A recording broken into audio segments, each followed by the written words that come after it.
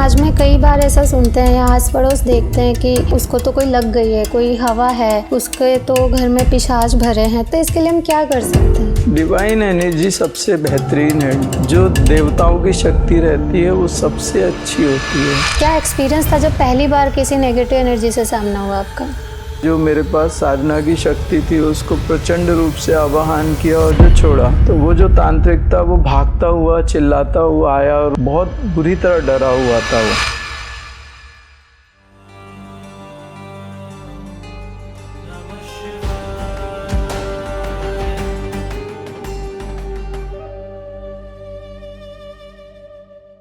नमः शिवाय। आज हमारे बीच में हमारे आध्यात्मिक सिद्ध गुरु परम पूज्य भैया जी मौजूद हैं। प्रणाम भैया जी। अभी जैसे हमारे सामने बहुत सारे शब्द आते हैं, जैसे भूत है, प्रेत है, पिशाच है, तो ये सब क्या है? ये क्या कोई कैटेगरी में डिवाइडेड है या फिर क्या है ये? एक इंसान के मरने के बाद में सब कुछ नहीं मरता। जो मृत्यु होती है वो आधी अधूरी होती है। मुक्ति पूर्ण है। मुक्ति के पहले जो भी होता है वो आधा होता है, अधूरा होता है और वो भयानक होता है। जब हम मरते हैं तो हमारा एक फिजिकल बॉडी समझ लीजिए नष्ट हो जाती है। सेकंड, जो हमारी लाइफ फोर्स एनर्जी वाली बॉडी होती है जिससे हम हमारे शरीर को शक्ति मिलती है, वो खत्म होती है। बाकी तीसरा मनोमय कोश, ज्ञानमय कोश, आनंदमय कोश, ये आत्मा के साथ ट्रेवल करता है और आत्मा मुक्त नहीं हो पाती। उसका एक ही रीजन है कि उसके साथ मनोमय कोश में कर्म भरे हैं, ज्ञानमय कोश में कर्म भरे हैं और आनंदमय कोश तक तो कर्म जाते नहीं। ये दो शरीर जब बहुत भयानक हो जाते हैं और मृत्यु के बाद में जब जीवात्मा इस डायमेंशन से मूव नहीं हो पाती, तो इन जो मनोमय शरीर है उसकी जो उग्रता है या उसके अंदर का जो क्रोध है वो भयंकर हो जाता है और उसके हिसाब से आप उनको भूत, प्रेत, पिशाच, राक्षस ये सब कैटेगराइज करते हो। कितना डेंजर है और वो किस रूप में आया मनोमय से, उसको उस हिसाब से कैटेगराइज करते हैं। तो ये किस किस कैटेगरी में हम कैसे इसको जान सकते हैं? क्यों जानना है तुम्हारे को ये सब चीजें जानने के लिए? क्या आप तांत्रिक हो? अगर आप तांत्रिक हो तो जान सकते हो। सबसे बड़ी चीज है कि एक बात जानो कि तुम्हारा मन शांत हो, निश्चल हो, स्थिर हो और शुद्ध हो। आप जिस चीज को जानने की कोशिश करते हो वो एनर्जी आपको अट्रैक्ट करती है, आप उसको अट्रैक्ट करते हो। आप परमात्मा को जानने की कोशिश करोगे तो आप परमात्मा को अपनी तरफ अट्रैक्ट करोगे और आप शैतान को जानने की कोशिश करोगे ऑटोमेटिक वो आपसे अट्रैक्ट होगा। एंटिटीज इतनी भरी हुई है इस समय कि जो लोग मर रहे हैं वो मोस्टली सारे के सारे यहीं पे है। बहुत कम लोग इस डायमेंशन को क्रॉस होके जा रहे हैं या तो वो आगे मूव कर पा रहे हैं। मरने के बाद भी लोग इस डायमेंशन को छोड़ने के बाद वो जीवात्मा जाना नहीं चाहती। वो कहती यही मेरा घर है, यही मेरा परिवार है, यही मेरे माता पिता है, ये मेरी पत्नी है। वो सब उसका हिसाब किताब ऐसे ही चालू होता है। ये भूत, प्रेत, पिशाच, राक्षस, इनको जानना आपकी जिज्ञासा है, आवश्यकता है। क्यों, किस लिए? ये अट्रैक्ट होंगे जब आप इनके बारे में जानना चाहोगे। हम समाज में कई बार ऐसा सुनते हैं या आस पड़ोस देखते हैं कि उसको तो कोई लग गई है, कोई हवा है, उसके तो घर में पिशाच भरे हैं। तो ये चीज अभी बहुत चल रही है सोसाइटी में, तो इसके लिए हम क्या कर सकते हैं? डिवाइन एनर्जी सबसे बेहतरीन है। जो देवताओं की शक्ति रहती है वो सबसे अच्छी होती है। परमात्मा की जो ऊर्जा है जहाँ पे रहती है वहाँ शैतान नहीं रह सकता। तो हमारे घर में मंदिर भी होते हैं तो भी वो आते ही है ना। मंदिर होना और परमात्मा का स्थापित होना अलग बात है। आप अपने हिसाब से मंदिर बनाते हो, वो हिसाब प्रकृति के साथ में जुड़ा नहीं है। वो आपने जैसे इच्छा हुई वैसा मंदिर बना लिया। उन मंदिरों में इतनी गंदगी रहती है, उनमें छिपकलियां घूम रही होती है, उनमें मकड़ी के जाले लगे होते हैं, नहीं तो उन मंदिरों में इतने सारे भगवान होते हैं कि आपकी श्रद्धा भी स्थिर नहीं हो पाती। हमने देखा कई मंदिरों में तो वो सब भगवान को इकट्ठा, ऐसा लगता है जैसे मेला लगा लिया भगवान का। वो सुबह 2 घंटे उसको यही सोच के उनको टेंशन आती है, यार अब सबको साफ करना पड़ेगा, सबको स्नान कराना पड़ेगा, सबको नैवेद्य लगाना पड़ेगा। आप उलझ गए हो। और दूसरी चीज क्या हो जाती है, मंदिर भी बना लिए, उसके साथ में मंदिरों में जो लोग मर गए उनकी भी फोटो लगा ली। और भी कई ऐसी गलतियां हो जाती हैं जिसके कारण आप उनका आवाहन करते हो या उनको वहाँ आपके घर में रुकना इजी लगता है। पॉजिटिव वाइब्रेशनल एनर्जी है आपके घर की, तो वहाँ पे वो एडजस्ट नहीं कर पाएंगे, वहाँ ज़्यादा देर रुक नहीं सकते, उनको अनकम्फर्ट लगेगा। अगर आपके घर की नेगेटिव एनर्जी होगी तो वो आराम से रहेंगे, अगर एंटिटीज हैं कुछ है तो। मैं ये नहीं कहता कि आपका मंदिर बनाना जरूरी है या नहीं जरूरी है, मैं ये कहना चाहता हूँ कि घर को इतना डिवाइन बनाओ कि उसमें कोई नेगेटिव एनर्जी एंटर ही ना कर सके, वो कंफर्ट उसको हो ना सके, वो एडजस्ट ही ना हो सके वहाँ। आप मंदिर बनाते हो नहीं बनाते हो उससे मुझे कोई मतलब नहीं है, मैं एनर्जी की बात करता हूँ। कई ऐसी जगह है जहाँ मंदिर नहीं है लेकिन इतनी एनर्जी है कि कोई भी इंसान चला जाए वो शांत हो जाता है, वो पॉजिटिविटी है उसकी। तो वो कैसे बना सकता है, उस पॉजिटिव एनर्जी को कैसे स्टेबल कर सकता है?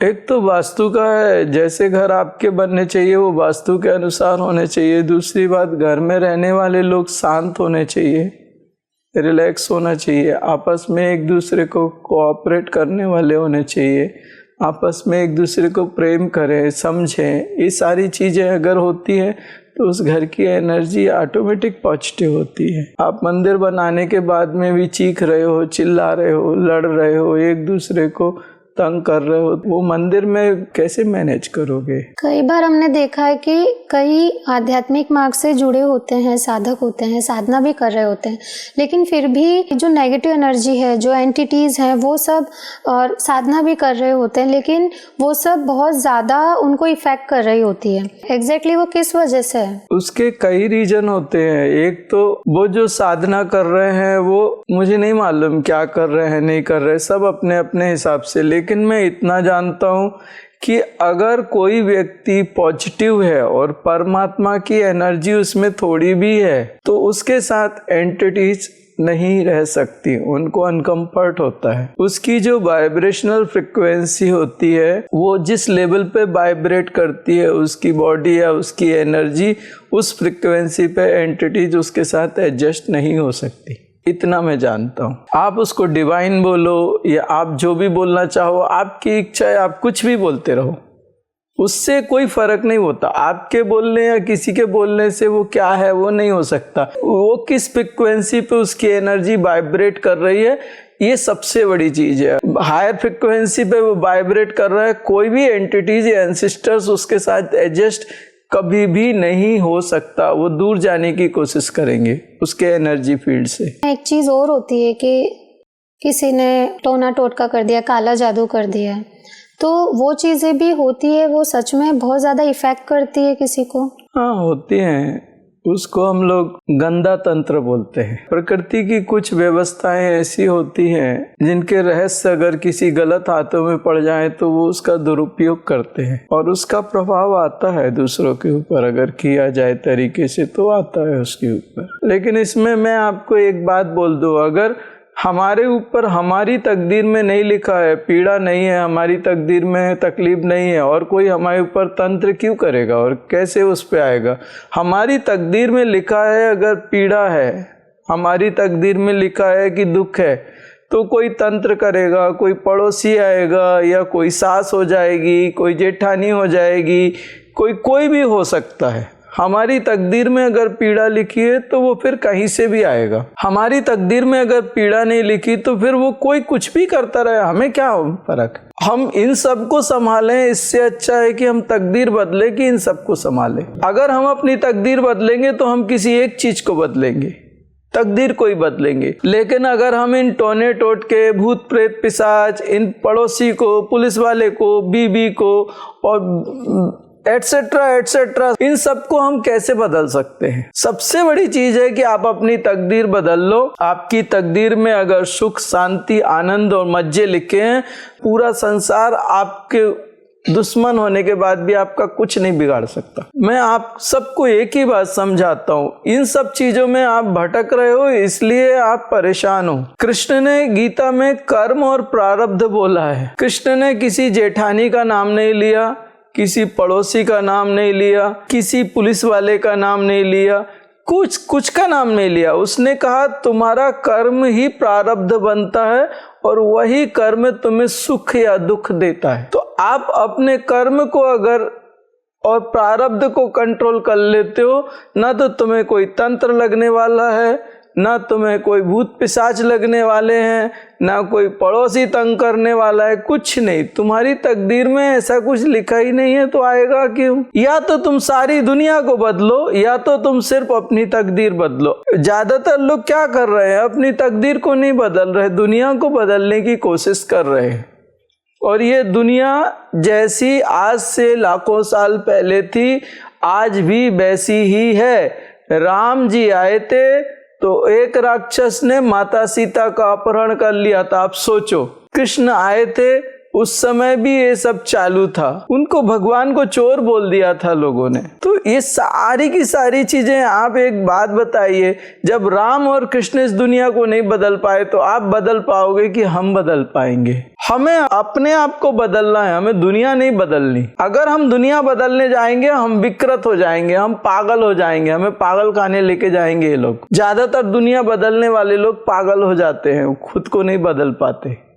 जो खुद को बदलते हैं दुनिया उनके लिए अपने आप बेहतरीन हो जाती है। पर हम किसी को बदलना नहीं चाह रहे, लेकिन जो इस चीज को सफर कर रहे हैं, जो परेशान होते हैं इन चीजों से, वो कैसे इससे बाहर निकलेगा? जो चीज आप कर सकते हो, जो चीज आपको समझ में आती है अच्छी तरीके से, वो आप कंट्रोल करो।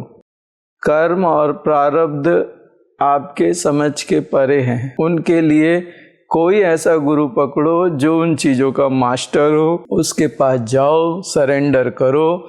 जो तुम नहीं कर पाओगे वो तुम्हारा गुरु करके देगा। भैया जी, जैसे कि आपने बताया आप संन्यास लेने से पहले साधारण जीवन जी रहे थे, कुछ ऐसा हुआ आपके साथ में, कोई घटना जिसमें किसी ने कुछ जादू टोना या कुछ करवाया था, ऐसा कुछ इंसिडेंट्स आप शेयर करना चाहेंगे? हाँ, ऐसे होते रहते हैं। एक्चुअल क्या होता है कि जो लोग स्पिरिचुअल होते हैं उनके साथ में मोस्टली ऐसी चीजें उलझती हैं। जहाँ दैवीय शक्ति होगी वहाँ आसुरी शक्ति आके कुछ ना कुछ वो शैतानगिरी करेगी। ऐसे मेरे साथ भी हुए। एक बार जब मैंने संन्यास नहीं लिया था लेकिन मैं साधना करता था, तो उस समय हमारे यहाँ पे एक वॉचमैन होता था और वो वॉचमैन बहुत इस टाइप के कुछ कार्य करता था, वो वहाँ जाता था। तो एक बार जब उसने गलती की तो उसने अपनी शक्तियाँ प्रदर्शित करने की कोशिश की। आप हमको नहीं जानते, ये है वो है, ऐसा है वैसा है। तो मैंने उसको बोला कि तुम क्या करोगे? तो बोला आप हमको नहीं जानते भैया जी, हम तो हम लोगों को आप नहीं जानते। तो मैंने कहा भाई तू जानने या न जानने का कोई सवाल नहीं, तेरा काम, तू वॉचमैन है, तेरा काम तू ठीक से कर, तू उसकी सैलरी लेता है। तब उसने फिर से बोला आप हमें नहीं जानते, आपको पता नहीं हम क्या हैं। ऐसा करने के बाद उस समय मैं बजरंगा की साधना करता था, भगवती दर्शन दी थी और बात भी करती थी। तो मैंने उस समय तो इतना था कि एक चौकीदार है, गेट पे खड़ा है, सैलरी लेता है, वो ठीक से काम नहीं कर रहा और वो कह रहा है कि आप हमें नहीं जानते। तो उसको हमने बोला कि एक काम कर, तेरे पास जो भी है पूरी ताकत से लगा, बता कि तू क्या है, तू बता ही दे अब क्या है, अच्छे से बताना। तू बाद में ये मत बोलना कि मैंने ठीक से नहीं किया, तेरे को जो करना है पूरी ताकत लगा के कर। तो उस समय क्या होता था कि नवरात्रे आने वाले थे और नवरात्रे में 9 दिन में उपवास करना था, खाना नहीं खाना था और दिन भर मुझे बहुत हार्ड वर्क रहता था, दिन भर पूरे दिन हार्ड वर्क रहता था। तो नवरात्रि के 3-4 दिन पहले मेरे पेट में बहुत दर्द हुआ, भयानक दर्द हुआ। और वो भयानक दर्द हुआ तो मुझे पता चल गया ये इसने किया है। मैंने भी सोचा है कि कोई नहीं, अगर मैं बजरंगा की साधना करता हूँ तो मैं उसको क्यों बोलूँगा, वो खुद करेगा ना, सब कुछ वो खुद करेगा। उसको भी पता है, भगवती भी है, मैं क्यों बोलूँ, वो खुद देखेगी, वो खुद करेगी।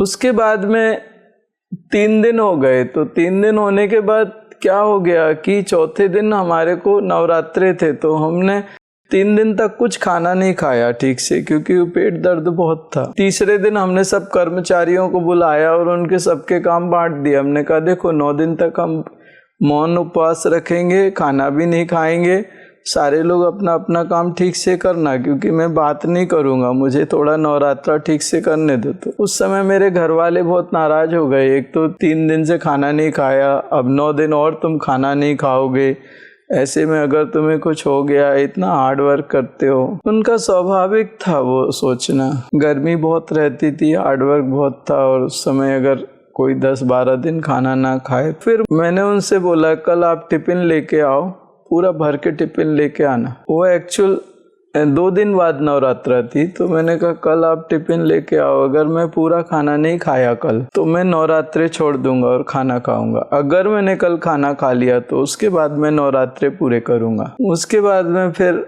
रात को मैं संध्या को बैठा और मुझे मालूम था कि इसने ये किया है तो तंत्र तो हुआ है, और उस तंत्र के कारण मेरे परिवार के लोगों को भी तकलीफ हुई और मेरी नवरात्रा भी जा रही है। उस समय फिर मैंने अपनी शक्तियाँ, जो मेरे पास साधना की शक्ति थी, उसको प्रचंड रूप से आवाहन किया और जो छोड़ा, तो वो जो तांत्रिक था वो भागता हुआ चिल्लाता हुआ आया और रोता, बहुत बुरी तरह डरा हुआ था वो। क्योंकि जब मैंने उस शक्ति को छोड़ा मुझे समझ आया कि मैंने गलती कर दी, क्योंकि वो शक्ति इतनी प्रचंड थी कि वो एक को लेके नहीं जाती थी, वो पता नहीं कितनों को ले लपेटती थी, वो उसकी कोई गिनती नहीं थी। 30, 40, 50 लोग कितने लिपटते थे उसमें कुछ मालूम नहीं था मुझे। मैंने भगवान के सामने हाथ जोड़े और बहुत प्रार्थना करी कि परमात्मा गलती हो गई, परमात्मा गलती हो गई। तो वो उस मूवमेंट में जाके रुकी जहाँ पे वो मटलाइज करने वाली थी और कुछ घटना घटित होने वाली थी, उसी लास्ट मूवमेंट पे जाके रुकी वो। और वो चीज़ उसको समझ आ गई। उसके साथ जो घटना होने वाली थी, वो एक लोडेड ट्रैक्टर आ रहा था और उस समय साइकिल रहती थी, वो साइकिल से गिर गया और वो ट्रैक्टर जस्ट उसके ऊपर चढ़ने वाला था और वो ट्रैक्टर में ब्रेक लग गए। अगर वो थोड़ा सा टाइम नहीं लेता था तो वो ट्रैक्टर उसके ऊपर निकल जाता था, वो ट्रैक्टर लोडेड था, वो बचता नहीं था वो। तो उस चीज़ को समझ गया और वो भाग के आया और उसने माफ़ी मांगी और सब कुछ हुआ। और जब मैंने वो शक्ति का आह्वान किया तो उसी समय में पेट दर्द तो सब ठीक हो गया था। दूसरे दिन खाना खाया मैंने, अच्छी तरीके से सब कुछ किया। अगर आप परमात्मा की साधना करते हो तो आप में सहन करने की भी क्षमता आती है और उन नेगेटिव एनर्जीज को खत्म करने की भी क्षमता आती है। वो साधना करते हैं किसी शैतानी शक्ति को प्राप्त करने के लिए, अपन साधना करते हैं परमात्मा की प्राप्ति के लिए। एक चीज कॉमन है, साधना। अब वो नेगेटिव एनर्जी को पाने के लिए साधना करते हैं और हम भगवान को पाने के लिए साधना करते हैं, मुक्ति के लिए साधना करते हैं। तो रास्ता एक है तो कहीं ना कहीं ये टकराते ही हैं, हर किसी को होता है ऐसा। तो ये तो आपके एकदम प्रॉपर साधना शुरू करने से पहले की घटना है, तो आपको उस समय पता था कि आपके पास में वो शक्तियाँ हैं, वो साधना है? हाँ, उस समय मैं बहुत थक जाता था तो सुबह मैं जागता रहता था, लेकिन ब्लैंकेट ओढ़ के, ठंड बहुत है। तो अब रात को 12:30 बजे तक मैं काम कर रहा था, यही बहुत दिन भर थक गया था, तो सुबह उतनी ठंड में उठने की इच्छा नहीं होती थी। तो मुझे आवाज़ देती थी परमेश्वरी, उसने मुझे दर्शन दिए थे, देवता बात करते थे, वो सब उसी के कारण मैंने उन सब चीज़ों को अनुभव किया, तब संन्यास लिया। तो आपका सबसे पहला अनुभव कौन सा रहा है जो इस जीवन में आपको पता चला कि आपको साधना के मार्ग में ही जाना है, आपके पास में ये सब ऑलरेडी है? ये मुझे इतना तो याद नहीं बाबा, लेकिन मुझे इतना मालूम था कि पिछले जन्मों में मैं साधु था और मैं साधना करता था। जब भी मैं जंगलों में जाता था एक अट्रैक्शन आता था कि मुझे इन जंगलों में साधना करनी है एक दिन। वो समय कब आएगा वो मुझे नहीं मालूम था, लेकिन इतना मुझे मालूम था। लेकिन अभी पहली बार क्या अनुभव हुआ वो तो मुझे याद नहीं, क्योंकि ऐसी बहुत सारी घटनाएं हुई। अब उनमें से कौन पहले कौन बाद में, और समय भी बहुत हो गया, वो तो 25 साल 30 साल का समय हो गया। तो अभी जैसे कि आपने बताया नेगेटिव एनर्जीज होती है, पॉजिटिव एनर्जी से वो हो जाती है। और जैसा कि हम जानते हैं कि शिवा साइंस में जब हम आते हैं, चक्र मेडिटेशन या पितृ सेशन जब हम करते हैं तो एंटिटीज एसेंस भी की जाती है। तो आप आपके लाइफ में जब पहली बार इन चीजों से आमना सामना हुआ तो क्या एक्सपीरियंस था जब पहली बार किसी नेगेटिव एनर्जी से सामना हुआ आपका? नेगेटिव एनर्जी मुझे उतना याद नहीं, लेकिन जहाँ तक मुझे एक याद है कि मेरा एक दोस्त मरा था कैंसर से। वो मर गया था, उसके बाद में जब वो मरा था तब मैं उससे मिल नहीं पाया था मरने के पहले। तो मरने के बाद पहली बार मैं उससे मिला था। उस समय मैं शरीर से बाहर निकल जाता था, वो होने लगा था, तब वो मिला था और बिल्कुल वैसे ही मिला था जैसे उस स्टाइल में था। उससे मुझे डर नहीं लगा। मैंने हाथ मिलाया, बिल्कुल वैसे ही हाथ मिलाया, सब कुछ वैसे ही किया। वो एक ऐसा अनुभव था कि उस समय में शरीर से बाहर निकलना मेरा शुरू हुआ था स्टार्ट में। तो जब मैं शरीर से बाहर निकल के आया, रूम रहता था, उसके बाहर ग्राउंड था, तो उस ग्राउंड में वो बिल्कुल जस्ट दरवाजे के सामने वैसे ही उससे मिला मैं। सेम, मुझे कुछ ऐसा नहीं लगा कि वो भूत प्रेत है। जैसे एक दोस्त के साथ मिलता है, अरे यार तू मर गया यार, भाई यार क्या हो गया तेरे को, अरे यार भाई मर गया यार, मैं यार मर गया यार, क्या करूँ यार। ऐसे करके हाथ मिलाया और 2 मिनट 1-1.5 मिनट वो चला गया, मैं भी वापस शरीर में। तो उसमें मुझे कुछ ऐसा नहीं लगा, डरावना नहीं लगा, कुछ नहीं लगा मुझे। और एक्चुअल ये भूत प्रेत पिशाच राक्षस एक्चुअल ये डराते तो हैं, लेकिन ये खुद पीड़ा से भरे होते हैं। इतना समय नहीं होता कि इनको एक एक को अटेंड किया जा सके, लेकिन कभी कभार मैं इनको जब ये डराने को आते हैं, लेकिन उनको अगर ऐसे नाइस करो ना, ऐसे प्यार करो शांति से, तो थोड़ी देर में वो शांत हो जाते हैं, पैर पकड़ते हैं और रोने लगते हैं। वो बताते हैं उनके साथ क्या क्या हुआ। जो दिखता है वो होता नहीं है और जो होता है वो दिखता नहीं है। हर शय को यहाँ प्रेम की जरूरत है, प्यार की जरूरत है, संभालने वाले की जरूरत है। मुझे उनसे उतना वैसा डर नहीं लगता और मैं उनकी हकीकत जानता हूँ कि आपको अगर मैं नाइस करूँ तो शायद आप मेरी सारी बात नहीं मानोगे, लेकिन वो एक ऐसे हो जाते हैं ना, फिर एकदम रोने लगते। फिर उनको बोलो मैं आपको उस डायमेंशन में शिफ्ट करता हूँ, आप शांति से वहाँ वेट करो, उसके बाद में आप माँ के गर्भ में जाना, जो माँ का गर्भ तुम्हें चाहिए। बोलते हैं हाँ ठीक है। उनसे जो भी बोलो वो सब एक्सेप्ट करते हैं।